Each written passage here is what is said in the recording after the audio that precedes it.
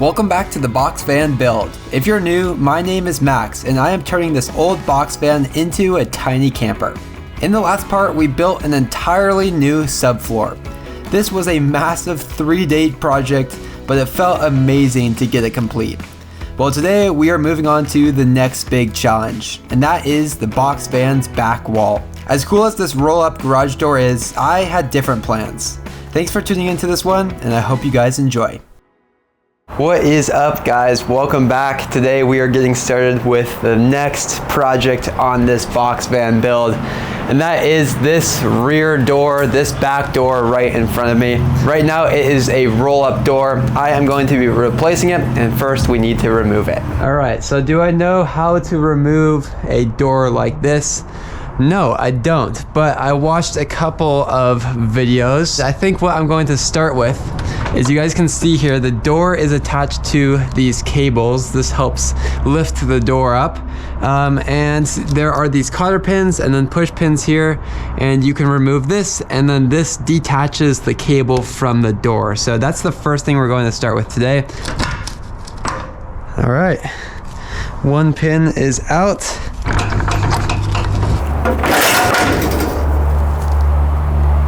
Whoops. I think it's okay. All right.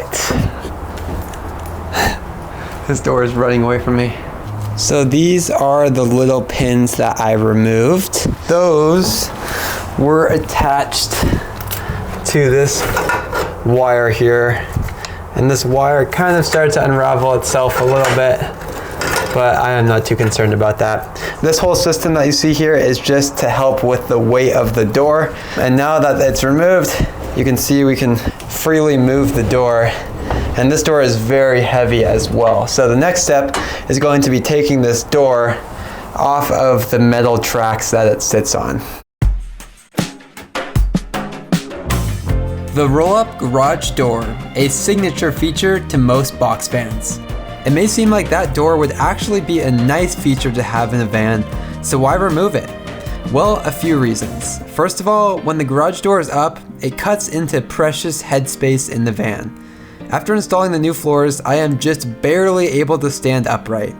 But with the garage door rolled up, I am unable to do so. Besides the interior height issue, the metal tracks take up space on the sides of the walls. I figured building the interior would be way easier with all of that out of the way.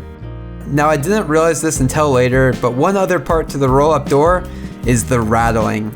It wasn't until fully removing this door that I realized how much quieter it was driving the van. That roll-up door was loud.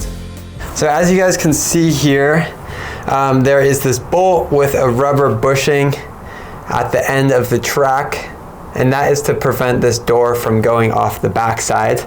Normally you can just disconnect this bolt and then roll the entire door off the end of the track, but the problem is, because I already installed this door, that is not going to work because the door sticks out a little bit. I think what we're going to do instead is take a grinder and cut the track just somewhere in front of this door. That way we can slowly work our way and drop the pieces off the end of the track. The same idea as if we were going to remove this bolt. We just have to do it farther forwards or farther towards the back of the van, out of the way of this door. So out came the angle grinder, a tool that was soon to see a lot of use. It was pretty quick and easy to cut off the ends to the garage rails, and with those removed, we were all set to remove the garage door. So these are the door hinges, and I think if I just cut them, it should separate these pieces, and then we might be able to take this door off in smaller chunks versus the entire thing all at once, which would be super heavy.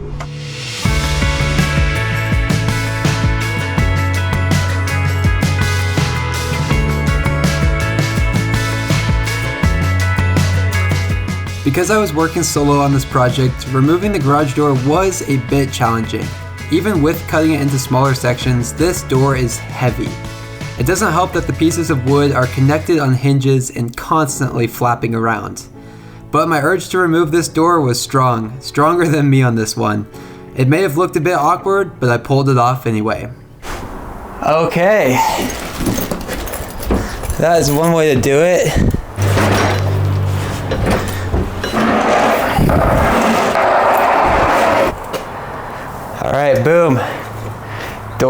is removed. The next thing I am going to work on is starting to build the frame for the new kind of rear wall that will be going back here. So my plan is to put the bed in the back here. So if you guys were wondering, no, I am not going to be making another entrance to the van in the back here. And that is part of the reason that I added the RV door on the side as well. The next thing I wanted to work on was building a frame for the rear wall. My plan was to do this with 2x4s. This frame would later be used to give me a surface to mount and attach the rear wall to. The frame was about as basic as you would imagine, just 4 2x4s all joined together. Yet again, having a box van where everything is square has made building so far way easier. Alright, I'm going to start joining this frame together here. The plan is to use a little bit of construction adhesive and then a couple of pocket hole screws.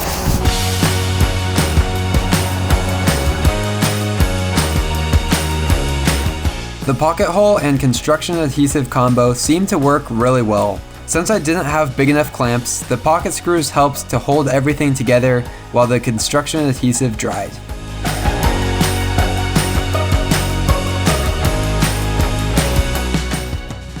Just like that, the rear frame was complete. I decided to temporarily install it into the van while it dried. That way I knew it would dry in the position I needed it to be in. As far as actually mounting and securing the frame into the metal box, well, that was a project for a little bit later. So while this frame is chilling here for a bit, I am going to start taking a look at some of the stuff that now remains from the roll-up door. So first of all is this spring system. I don't know what you call this, but this is the kind of the lift part for that door, so when you lift it up it's not super heavy. So I'm going to see if I can remove this, and then additionally we also have this track system that runs all along here. I think it would be nice to try and remove it, but if it's a huge pain, may end up leaving it. We will see.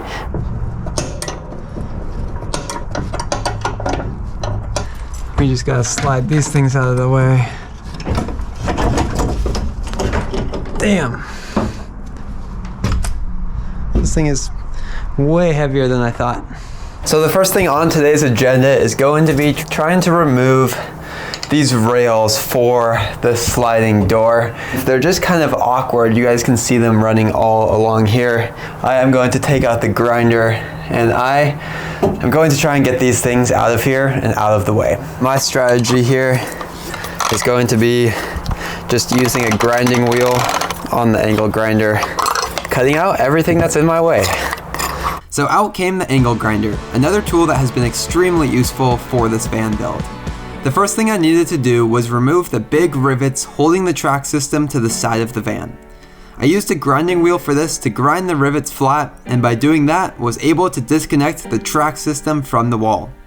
There were multiple rivets on each side, so this process alone was pretty time consuming. But little did I know how much more cutting was ahead of me.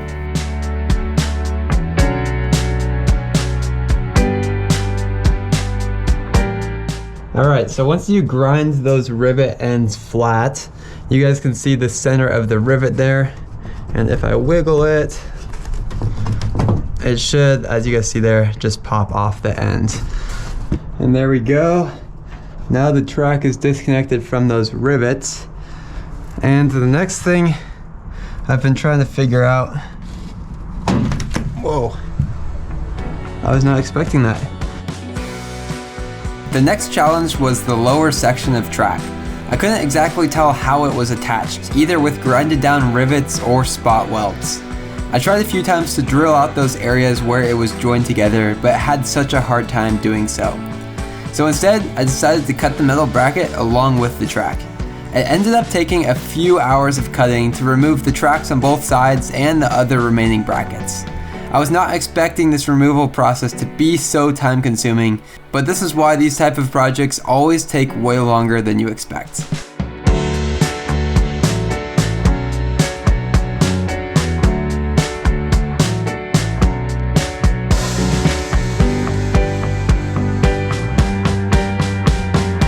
I had no idea that I would even be removing all of this extra stuff here in the back, and it has turned into about four hours now of extra work. Yeah, just one of those unexpected things that comes up when you're working on projects. I want to show you guys something crazy.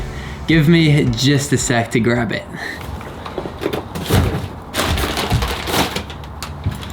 So if you're wondering why building a van is a big project, if my videos haven't shown you enough, these are all of the boxes of stuff I had to order just for this rear door build. It took so much time to figure out all of the pieces and parts I might need. I've been ordering them over the last couple of weeks, and this is the result. You'd think with all of those packages I would have everything I needed for this back door, but that is not the case. I just got back from the hardware store to pick up a couple different bolts, and now we are going to start working on securing our frame to the sides of the box. To bolt the 2x4 wood frame to the metal frame on the box, we are going to be using these things called riv nuts. The basic idea is that you drill a hole into the metal, the riv nut gets inserted into there, and then you use a special tool to kind of pull it out from the back side so it locks in place. And then it's threaded as well, you guys probably can't see. And then I can thread a bolt through the 2x4 into this riv nut. So I measured out where I wanted to install the riv nuts, marked out the locations, and started drilling. I used 3 riv nuts on each side for a total of 12 mounting locations around the frame. Drilling all these holes into the metal frame ended up taking a long time, way longer than I originally thought. And that seems to be a common theme with this van build so far.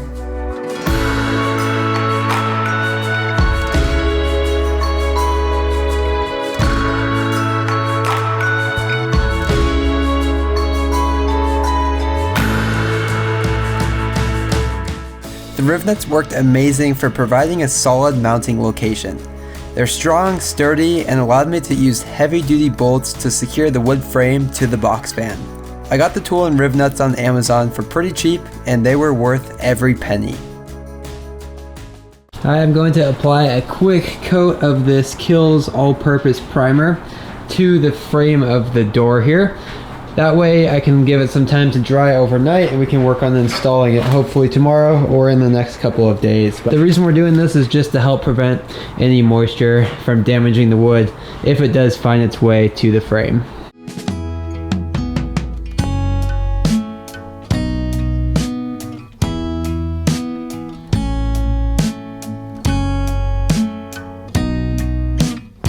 I started off the next morning by cutting the rear sections of wall. I used 4x8 sheets of 3/4 inch sand plywood.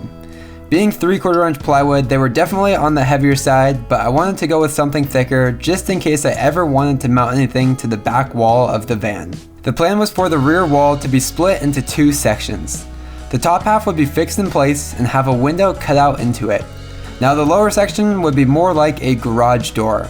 The plan was for this lower section to open up and provide access to what will eventually be underneath the bed. The next thing we're going to work on here is pretty exciting. Let me open it up and show you guys. This is our first window. And this window is going to be going in the rear on the top section. I'm not going to be fully installing this today, but what I am going to be doing is marking it out and cutting a hole into the plywood for where this is going to go. It was in the process of cutting the hole for the window that I realized I had no idea how to even mount this window. I spent at least an hour sitting in my backyard thinking through options before deciding that I should just cut the hole and figure it out later.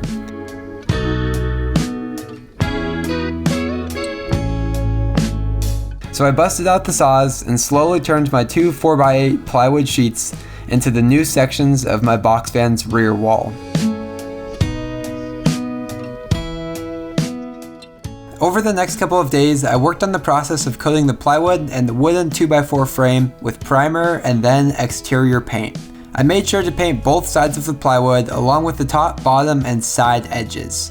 It took about a week to get through all of the priming and painting, but it ended up working out perfectly, and the next weekend I was ready to mount and install the rear wall. I still have another layer or two of paint to apply today, but while that dries, I am going to work on installing the frame into this rear wall here.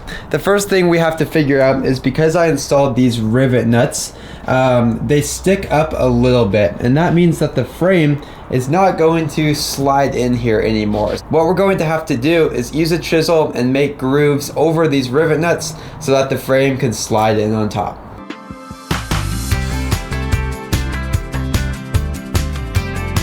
I started by marking out where the rivet nuts would sit on the frame.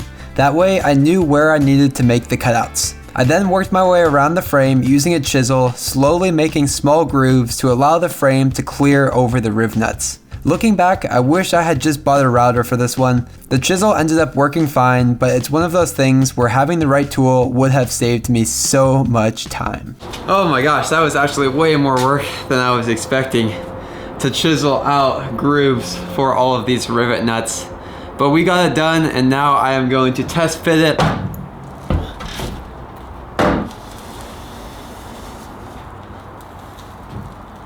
This frame is such a tight fit, which I'm stoked about, but it makes it pretty difficult to get it in. We had one last step before I could bolt up the frame, and that was drilling holes for the bolts. I started by using Forstner bits to make a flat bottom hole where I could mount a bolt and washer. This way everything would be indented into the frame and no bolts would be sticking out. Now I messed this part up a little bit because I didn't drill big enough holes. The bolt fit just fine into the hole but not the socket, and that meant I couldn't tighten the bolts down. I ended up having to go back and expand the holes, but these Forstner drill bits don't work too well when you do that. So they didn't turn out quite as clean as I would have liked, but I was able to make it work anyway.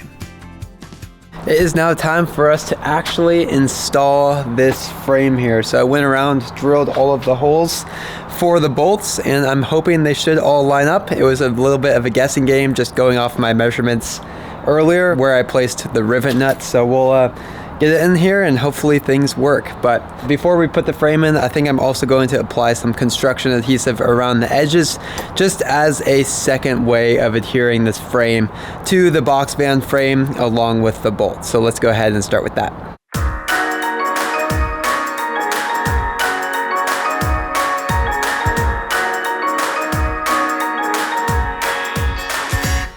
So I added a bead of the construction adhesive and then mounted our 2x4 frame. I started by positioning it in place, then went around and screwed in each bolt, securing it into the riv nuts. By the time all 12 bolts were tightened down, the frame was feeling super solid.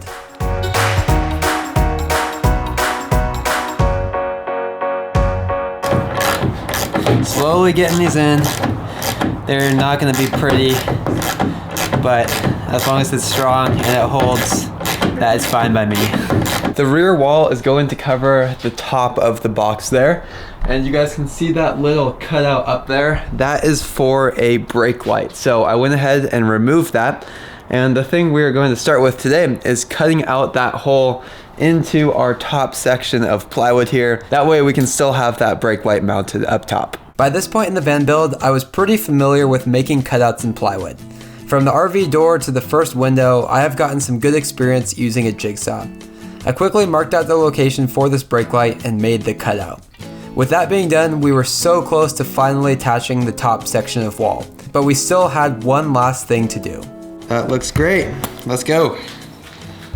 Well guys, the time has now come for what I think is one of the most exciting parts of this rear wall, and that is installing the window. I'm going to be using some Sikaflex to install the window. Along with being a sealant, it is also an adhesive, and I'm going to install the window while this plywood is still removed. That way I can mount the window here, flip it over, and then use the weight of the plywood to kind of push everything together. I opted to only use Sikaflex to attach the window. Personally, I didn't love the idea or look of adding additional screws from the outside. Because of this, I wanted to make sure the Sikaflex had the proper amount of time to cure. So I added a bead, mounted the window, and then let it sit. I used water jugs and tool bins as weights and kept it under pressure for 24 hours. I was so excited to get the rear wall attached, and it was extremely difficult to be patient. But I knew in order to do this properly, I would have to wait and come back at it the next day. While we let the Sikaflex dry and hold the window together, I am going to move on to cutting this 2x6 here. This 2x6 is going to be mounted horizontally between the frame. This 2x6 will help to support the frame, but also give us a surface to attach this big top wall to.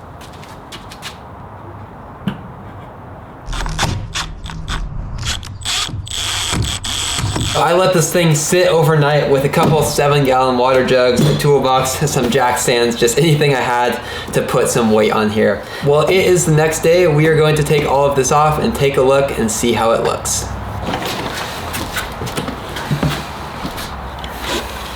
It seems like the Sikaflex around the edges is nice and cured, which is exactly what we want. And at last, it was finally time to mount the wall. I planned to use a combination of both construction adhesive and outdoor wood screws. I started by marking out all the mounting locations for the screws, then used a countersink drill bit to prep the wall. With this step done, I recruited my younger brother Owen for help, and it was time to get this new wall installed. So the plan here is we are going to start with some Loctite Premium PL adhesive, just a construction adhesive. I'm going to apply this all of the way around the edges. Then I have my brother here. He is going to help me lift up this rear section of wall. We'll slap it on, and then I drilled all of those screw holes. So we'll go around and bolt it in with the screws, or screw in with the screws. So that's kind of the game plan, starting with the construction adhesive. If I ever need to replace this wall or take anything off, I'm so screwed. It's gonna go, so it'll like stop here and go straight across. Yeah. And then it'll go all of the way to the metal edge. It'll go all of the way up to this metal edge. Also, it'll sit like this, where my hand is, like pressed up against that lip. It'll go all the way across the top, and then the other metal lip. So when you're lining it up, you'll just put the edge of the wood like right here. Does that make sense? Yeah. And it should fit in between like this metal section and that metal section. It should fit right in between there. So let's see. First, let's just step up here. I'll have you go first. Okay, got it? Yep. Pull it your way a little bit just so I can step up. Okay, we're gonna go up to the top. Yeah. Okay. Sweet.